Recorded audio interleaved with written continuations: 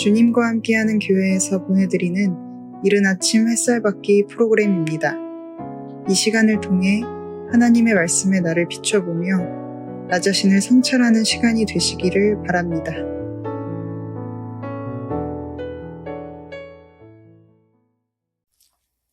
안녕하세요. 사랑과 마음 상담센터장 김윤순 목사입니다. 갈라디아서 2장 20절 말씀을 가지고 내가 무서운 나라는 주제로 부활절을 지내며 느꼈던 저희 신앙 고백을 하려고 합니다.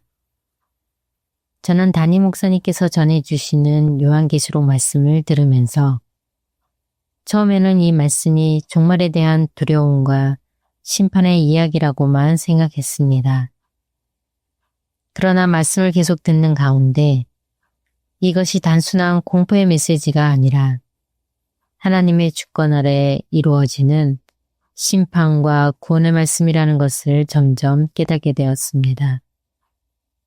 특히 이 말씀을 통해 하나님께서 내 안에 있는 옛사람의 처음 하늘과 처음 땅을 무너뜨리시고 새 사람의 새 하늘과 새 땅을 이뤄가고 계신다는 사실을 깊이 알게 되었습니다. 그런데 말씀을 계속 듣는 가운데 제 마음 안에서 한 가지 변화가 일어났습니다. 재앙이 두려운 것이 아니라 심판이 두려운 것이 아니라 오히려 내 안에 있는 내 사람이 너무나 두렵게 보이기 시작했습니다. 그리고 그때 깨닫게 된 것이 있습니다. 나는 사망의 몸을 가진 존재라는 사실입니다. 로마서 10장에서 바울은 이렇게 고백합니다. 오라 나는 공고한 사람이로다. 이 사망의 몸에서 누가 나를 건져내랴. 이 말씀이 더 이상 바울의 고백이 아니라 제 자신의 고백으로 더 깊게 깨달아졌습니다. 사망의 몸 안에는 한 가지 특징이 있습니다. 그것은 옛사람을 붙들고 끊임없이 나를 정죄하며 자기 선악체계에 가두는 영적 흐름입니다. 저는 말씀을 통해 이 자기 선악체계 속에 갇혀있는 제 자신을 돌아보게 되었고 제 안에서 반복되는 생각과 감정의 흐름을 더 깊이 보게 되었습니다.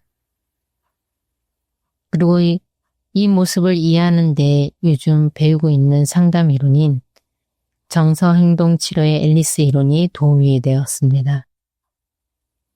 이 이론에 대해서 간략히 말씀드리면 앨리스 이론에서는 인간을 합리적이면서 동시에 비합리적인 존재로 보았습니다.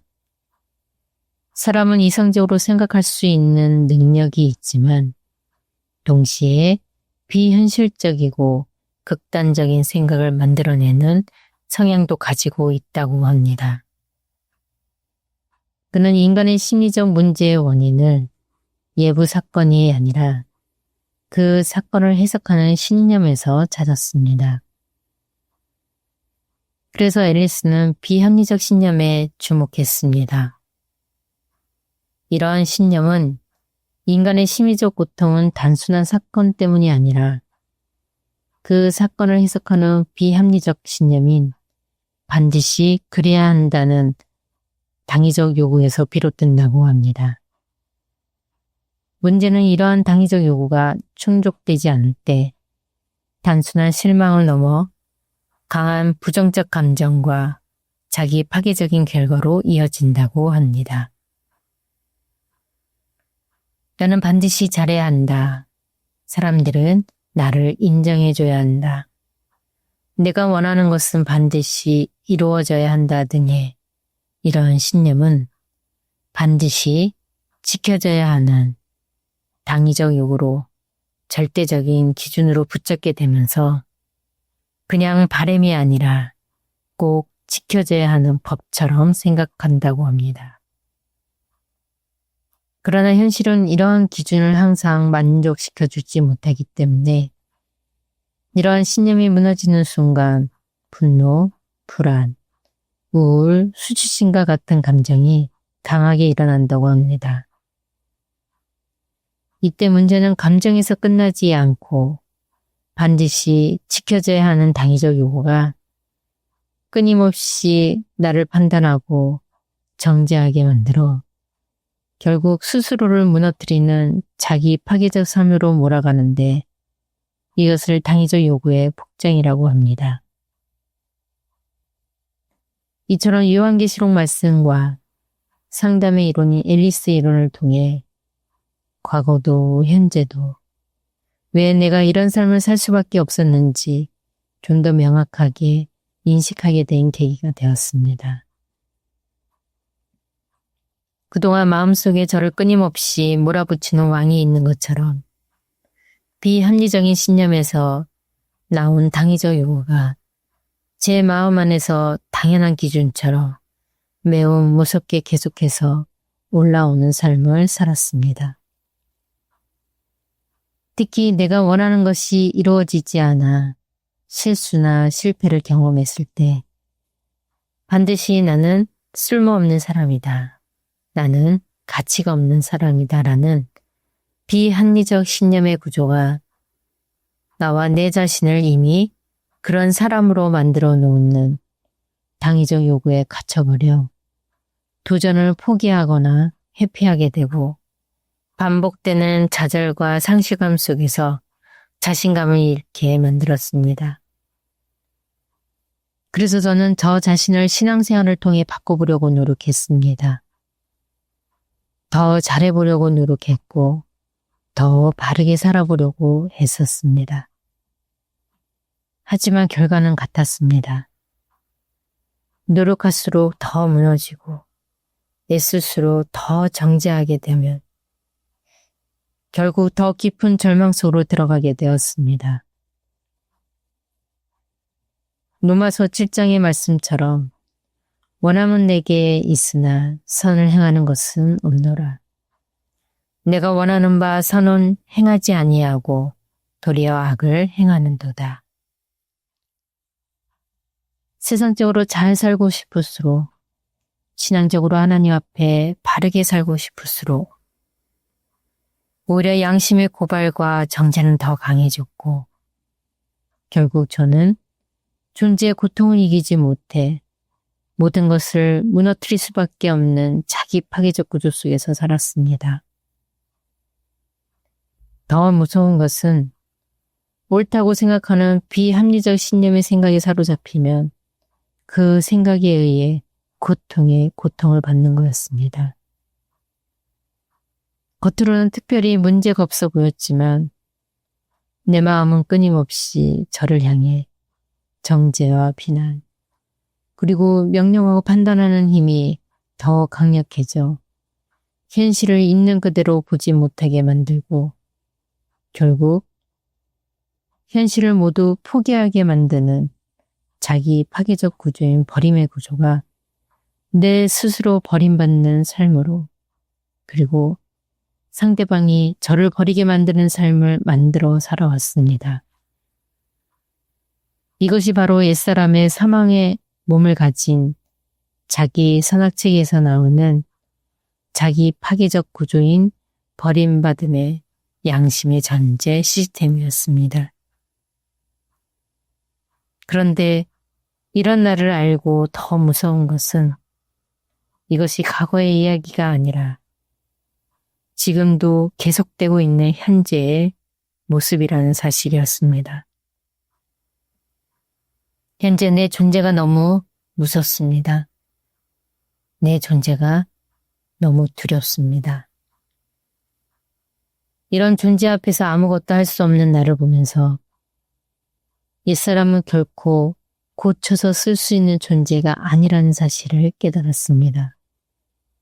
왜냐하면 그 출발 자체가 자기 중심이며 삶의 방향 또한 하나님이 아닌 나를 향하고 있기 때문입니다.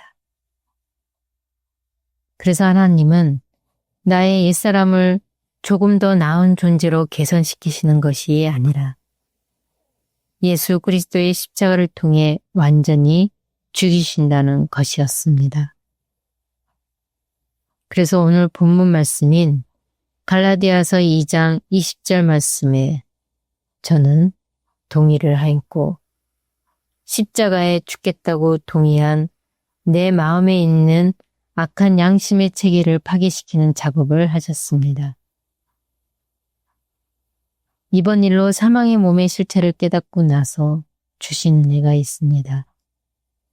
그것은 사망의 몸을 지닌 옛사람의 존재를 내 양심에서 나를 선악구조로 정죄와 판단하지 않고 나를 있는 그대로 나를 받아들일 수 있는 믿음을 주셔서 하나님 앞에 나아갈 수 있는 은혜를 주신 것입니다. 그래서 나를 새로운 피조물로 거듭나게 해주신 하나님께 이런 고백을 하고 싶습니다. 인간인 나, 김윤수는 창조주의 피조물입니다. 그래서 하나님은 김윤순의 창조주이십니다. 이제 내 존재 방식이 바뀌어 내가 중심이었던 삶에서 그리스도가 중심인 삶으로, 내 노력으로 살았던 삶에서 은혜로 사는 삶으로, 내가 주인이었던 삶에서 하나님이 주인 되시는 삶으로 점점 변하게 해주고 계십니다. 그 증거는 교회 공동체를 통해서 형제 사랑을 할 수 있는 자로서 한 발자국 한 발자국 뗄 수 있는 자로 해주시고 계시고, 담임 목사님의 동역자인 상담센터장의 지체의 역할로 십자가의 증인의 삶을 살아가게 하기 위해 지금까지 제자 훈련을 해주신 것입니다. 이제 모든 군사훈련과 실무훈련을 마치고 저를 비롯한 4명의 목회자들과 함께 십자가의 증인으로 세상의 어떠한 고난도 이겨내면서 그리스도를 전하는데 인천 중구 송악동에서 미디어 사역의 전략을 다하는 자가 되겠습니다. 감사합니다.